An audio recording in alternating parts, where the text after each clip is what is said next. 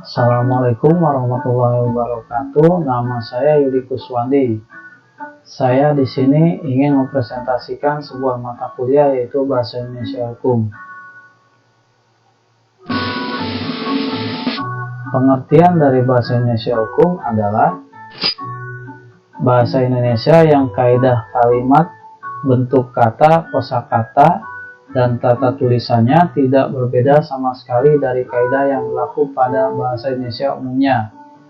Yang membedakan adalah bahasa yang dipakai di bidang hukum dan perundang-undangan menggunakan istilah kosakata tertentu serta gaya penyampaian yang sesuai dengan keperluan dan kelaziman yang berlaku di bidang itu.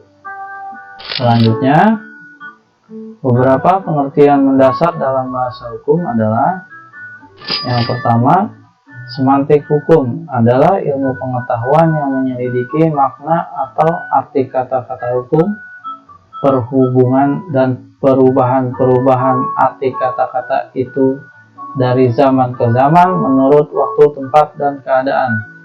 Semantik hukum sangat berguna dalam penyusunan peraturan perundang-undangan.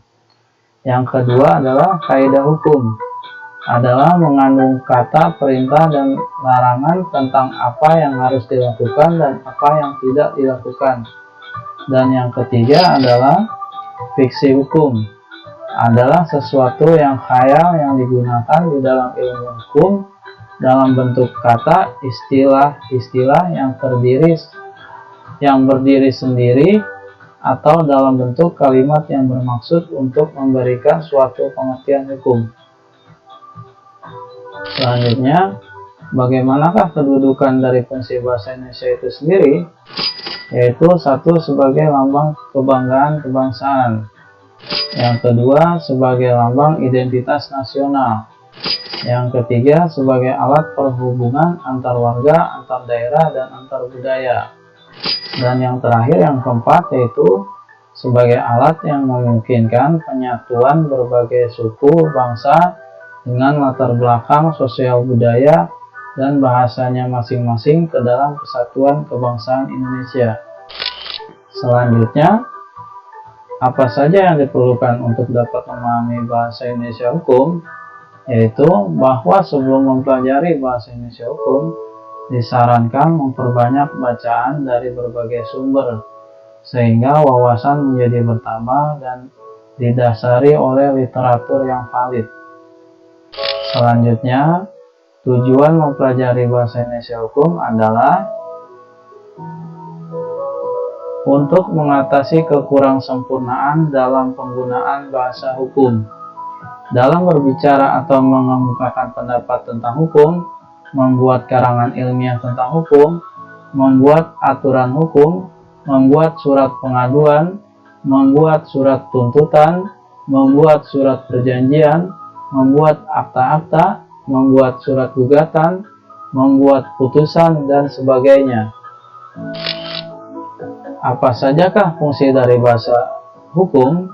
Yaitu sebagai: satu, fungsi simbolik. Yang kedua yaitu fungsi emotif. Dan yang ketiga adalah fungsi afektif. Fungsi simbolik di sini artinya adalah sangat menonjol dalam komunikasi ilmiah. Komunikasi ilmiah bertujuan menyampaikan informasi berupa pengetahuan. Agar komunikasi ilmiah ini berjalan dengan baik, bahasa yang digunakan juga harus bebas dari unsur-unsur emotif dan harus bersifat reproduktif. Yang kedua, fungsi emotif. Fungsi emotif artinya berusaha untuk memaksa dengan menggunakan bahasa sebagai sarana komunikasinya dan dilakukan secara rasional. Dan yang terakhir yaitu yang ketiga, fungsi afektif. Fungsi afektif dalam bahasa hukum berkaitan erat dengan sikap. Fungsi ini diharapkan agar norma-norma hukum yang dikomunikasikan melalui bahasa hukum mampu mengubah serta mengembangkan kepribadian agar mentaati hukum, meningkatkan kesadaran hukum, dan juga dapat bersikap tegas sesuai dengan aturan hukum. Sekian pemaparan presentasi saya mengenai bahasa Indonesia hukum. Kurang lebihnya mohon maaf. Billahi taufiq wal hidayah. Wassalamualaikum warahmatullahi wabarakatuh.